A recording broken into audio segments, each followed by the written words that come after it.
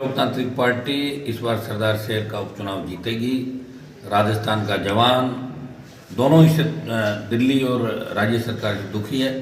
चाहे अग्निपथ योजना हो जिसमें दिल्ली सरकार ने सेना को ठेके पे दे दिया, किसानों के ऊपर जिस तरह दिल्ली सरकार तीनों बिल लेके आई, बीजेपी से भी बड़ी नाराजगी, बढ़ती महंगाई, पेट्रोल डीजल गैस के बढ़ते दाम और जो हालात प्रदेश के अंदर बने कोरोना के बाद लंपी, और राज्य सरकार हर मोर्चे पे विफल रही है। राज्य सरकार में तो अभी अधिकारी इस संशय के अंदर है कि कौन सीएम रहेगा, कौन आएगा, कौन जाएगा। इसी हिसाब से पिछले 4-6 महीने का जो चल रहा है, और उससे पहले भी जब सरकार गिर रही थी गहलोत की, तो ज़्यादातर कांग्रेस के लोग बाड़ेबंदी में होटलों में रहे।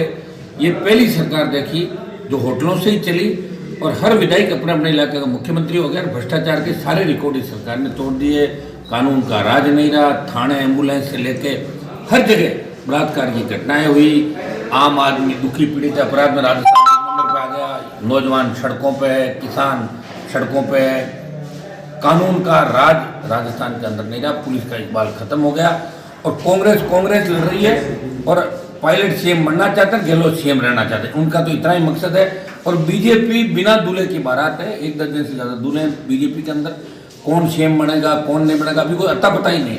और जो सरदार शहर की स्थिति है, लगातार पिछले मेरे हिसाब से 25-30 साल से यही चल रहा है। एक बार ये लगातार, चाहे स्वर्गीय भवनलाल जी और उसके बाद जिस उम्मीदवार को बीजेपी ने उतारा है, 2 बार एमएलए रही, 4-5 बार लगातार इन्होंने चुनाव लड़ा। लेकिन इलाके के हित की बात, जो सरदार शहर में चाहे सिंचित क्षेत्र को बढ़ाने की बात हो, चाहे यहाँ के बिजली के मामले हो, चाहे दूसरे सरदार शहर के मामले हो, उनकी पुरजोर तरीके से पैरोकारी यहाँ के नेताओं ने विधानसभा में नहीं करी, सरकार ने करी। उसी का परिणाम है कि सरदार शहर जो आज़ादी के आंदोलन से पहले और बॉर्डर पे शहादत देने में एक बड़ा नाम सरदार शहर मिलेगा, उसके बावजूद विकास के मामले में पिछड़ा हुआ। सड़क, पानी, स्कूल, बिजली, आज़ादी के 75 साल भी बाद भी लोग सरकार की ओर देख रहे हैं। ये उपचुनाव 23 की दिशा तय करेगा। राजस्थान के जवानों ने करवट ले ली है, और ये आरएलपी पहला उपचुनाव नहीं लड़ रही है। सुजानगढ़ में भी लड़ा था, साड़ा के अंदर भी लड़ा, बल्लभनगर में 2nd नंबर है, और खींवसर का उपचुनाव राष्ट्रीय लोकतांत्रिक पार्टी जीती थी। और हमें पूरी उम्मीद है कि राजस्थान के किसान के बेटे, यहाँ सर्व समाज इस बार राष्ट्रीय लोकतांत्रिक पार्टी को वोट दे के, जो यहाँ के अपने उम्मीदवार राष्ट्रीय लोकतांत्रिक पार्टी के भाई लालचंद मूंड, जो यहाँ के डेयरी के काम से जुड़े हुए हैं, चेयरमैन हैं, और लंबे समय तक इस इलाके के बीच में रह, एक सिंपल किसान के बेटे को, बड़े राजनीतिक परिवार से नहीं आते, तो लोगों की इच्छा है बदलाव की, और बदलाव जरूरी भी है। क्योंकि आपने देखा कि करीब प्रदेशों में क्षेत्रीय पार्टियां और बदलाव हो गए, और कांग्रेस बीजेपी कई जगहों पर यूपी बिहार जहाँ चौथे 5वें नंबर पर चली गई। तो राजस्थान का मतदाता भी चाहता है कि दोनों से उब गए, एक बार ये 22 साल का जो वसुंधरा गहलोत का गठबंधन चल रहा है, इससे कानून व्यवस्था चौपट हो गई, और आर्थिक स्थिति लोगों की रसातल पर चली गई। युवाओं को रोजगार नहीं, अपराधियों का ऐसा बन गया। चूरू जिला गैंगवार से लेके जो घटनाएं चूरू की धरती पर हुई, वो सारी जग जाहिर है।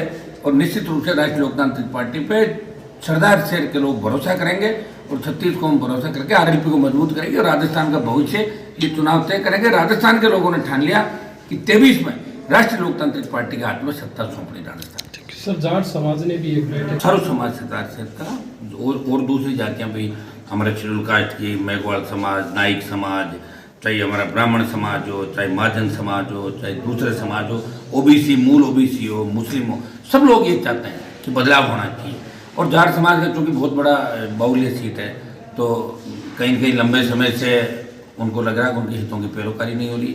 और मुझे तो जाट समाज के साथ साथ तमाम समाज, सर्व समाज के अंदर एक बात हमेशा, क्योंकि मैं सरदार से टच में लंबे समय से हूँ। पिछली बार भी राष्ट्रीय लोकतांत्रिक पार्टी ने यहाँ से चुनाव लड़ा, और 10,000 के आसपास वोट आरएलपी पार्टी ने लिए थे। हमारी कोई तैयारी नहीं थी, चुनाव लड़ना था राजस्थान को बचाने के लिए। आप दिल्ली में भी अकेला हनुमान बेनीवाल लड़ रहा है, 24 मोदी की जय बोलते हैं, और एक मैं राजस्थान की जय बोलता हूँ। स्टेट के अंदर कांग्रेस से लड़ रहे हैं, जब बीजेपी कांग्रेस हाथ मिला ली तो आरएलपी पार्टी लड़ती हुई नजर आती है।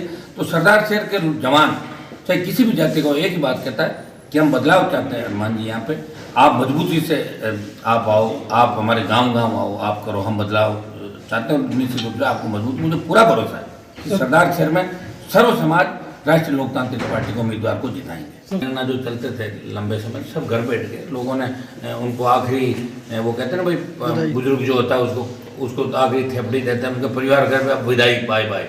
तो तमाम परिवारवाद जहाँ जहाँ चला, वंशवाद की राजनीति राजस्थान की जनता ने, जवानों ने नकार दी और सरदार शहर में भी इस बार ये रिकॉर्ड यहाँ की जनता तोड़ेगी। वंशवाद तो खत्म करेंगे ही करेंगे, लेकिन भारतीय जनता पार्टी को भी सबक सिखा देंगे। कह रहे बड़ा नुकसान किया था लोकसभा चुनाव के अंदर, तो बीजेपी बड़े कह रहे हैं कि आरएलपी की वजह से हम 25 MP बने, किसी ने नहीं कहा।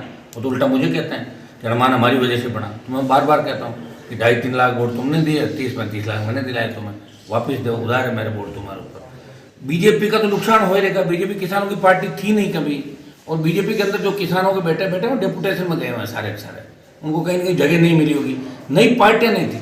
आने वाले 5-7 साल बाद देखना यहाँ दोनों पार्टियों की क्या स्थिति बनती। राजस्थान का जवान अपनी खुद की पार्टी चाहता है, और आरएलपी पहली पार्टी किसान पुत्रों की, किसानों की, जिसका रिमोट कंट्रोल राजस्थान के किसान के बेटों के हाथ में। हमने कोई जयपुर दिल्ली से टिकट तय नहीं किया, यहाँ विधायकों को भेजा और 1 दर्जन से ज़्यादा नौजवान नेता गाँव गाँव घूम रहे थे। सबकी इच्छा थी, सारी बात करने के बाद हमारे जो पुराने चुनाव लड़े, जो और मांग रहे थे आरएलपी में टिकट, उनको भी एक साथ बिठा के एक कमरे में सबकी सहमति से राष्ट्रीय लोकतांत्रिक पार्टी ने एक किसान के बेटे को उम्मीदवार घोषित किया। और सबको लग रहा है कि आरएलपी हमारी है, ये जयपुर और दिल्ली के लोग हैं, ये वापस नहीं आएंगे, आरएलपी हमारे बीच रहेगी, हर मोड़ पे हर जगह। का ऐसा भी जा रहा है